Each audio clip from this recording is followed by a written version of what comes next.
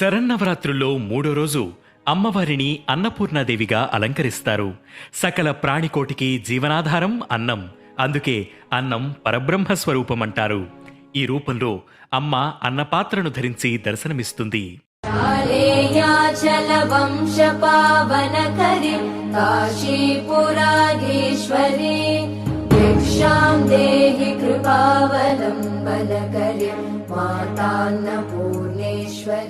ఆది భిక్షువైన ఈశ్వరునికి భిక్ష పెట్టిన దేవత అన్నపూర్ణాదేవి.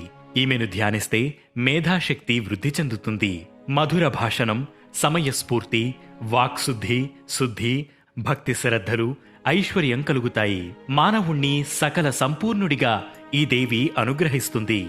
సర్వలోకాల పోషకురాలు అమ్మ అనే అంతరార్థం ఈ అవతారంలో కనిపిస్తుంది. అమ్మ ధరించిన రసపాత్ర అక్షయ శుభాలను అందిస్తుంది. బుద్ధి, జ్ఞానాలను ఈ తల్లి వరంగా ఇస్తుంది. పరిపూర్ణ భక్తితో తనను కొలిచే భక్తుల పోషణాభారం ఈమె వహిస్తుంది. అన్నపూర్ణాదేవిని తెల్లని పుష్పాలతో పూజించాలి. హ్రీం శ్రీం క్లీం ఓం నమో భగవత్యన్నపూర్ణేసిత మహాభిలాషిత మహిదేవ్యన్నం స్వాహ అనే మంత్రాన్ని జపించాలి. అమ్మవారికి నైవేద్యంగా దద్దోజనం, పొంగలి నివేదించాలి. అన్నపూర్ణ అష్టోత్తరం స్తోత్రాలు పారాయణం చేయాలి.